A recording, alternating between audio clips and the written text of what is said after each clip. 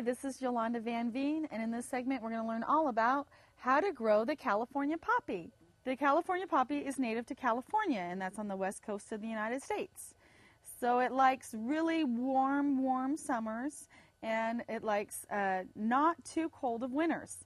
So it does well in cold climates, though. It will come back and reseed itself very well in almost any climate.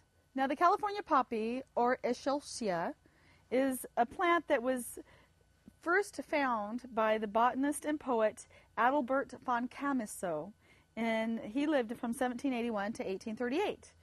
Now, he named it in honor of his friend Johann Friedrich Eschscholz.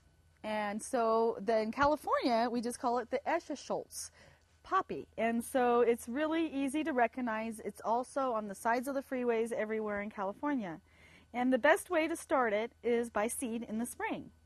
And it is the official flower and the emblem of California. It's just a beautiful plant. And they come in bronze to mauve and scarlet flowers, and they close on cloudy days. So they're not a good cut flower. They just kind of go limp, and they don't close inside the house. And on cloudy days, they close. So only on sunny days, they open. So I love plants like that. They're so fun in the garden. And they've got to be started by seed every year because they're not a root that will come back from year to year. So they reseed themselves. So a lot of times once you've got them started, you'll have them for a long time. They grow well in zones 6 to 11, so they can handle quite cold winters too.